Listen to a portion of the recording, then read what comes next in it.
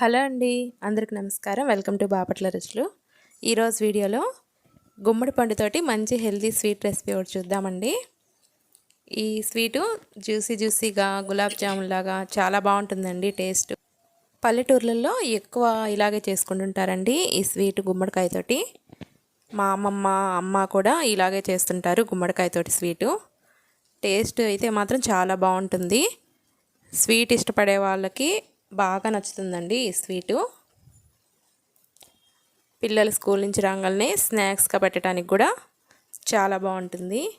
సీజన్లో గుమ్మడికాయలు దొరికినప్పుడు ఈ విధంగా స్వీట్ చేసుకొని పెట్టండి పిల్లలకి. కంటికి కూడా చాలా మంచిది. ఇప్పుడున్న రోజుల్లో పిల్లలకి కంటి సమస్యలు చాలా వస్తున్నాయి కదా. ఈ గుమ్మడికాయ దొరికినప్పుడు సీజన్లో పిల్లలకి ఇలా చేసి పెట్టండి, చాలా బాగా ఇష్టంగా తింటారండి. దానికోసం నేను గుమ్మడికాయ ఒక సగం ముక్క తీసుకున్నానండి. ఈ విధంగా పైన తొక్కు అనేది తీసేసేయండి. తొక్కు తీయటం వల్ల మనం తినేటప్పుడు కూడా తొక్కు తగలకుండా బాగా ఉడికిపోయి బాగుంటుంది.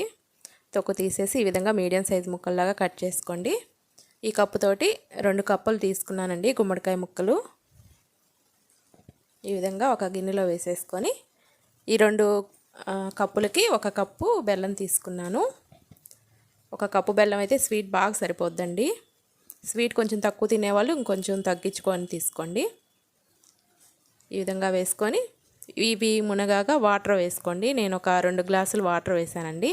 వీటిని బాగా కలిపేసుకొని మీడియం టు హై ఫ్లేమ్ పెట్టుకుంటూ 20 to 30 మినిట్స్ పాటు బాగా ఉడికించుకోండి. బాగా ముక్క అనేది బాగా ఉడకాలి. ఈ జ్యూస్ కూడా బాగా దగ్గర పడాలండి. ఆ స్టేజ్కి వచ్చే వరకు బాగా ఉడికించుకోండి. బాగా దగ్గర పడింది కదా, ఈ జ్యూస్ కూడా ఒకసారి కలుపుకొని చూసుకోండి. జ్యూస్ కూడా బాగా చిక్కగా దగ్గరగా అయింది.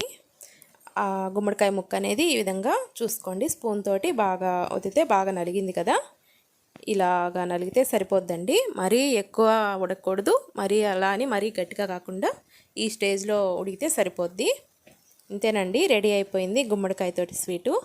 ఇది పెద్దవాళ్ళ నుండి పిల్లల వరకు కూడా ఎవరైనా తీసుకోవచ్చండి. ఈ స్వీటు చాలా బాగుంటుంది టేస్ట్.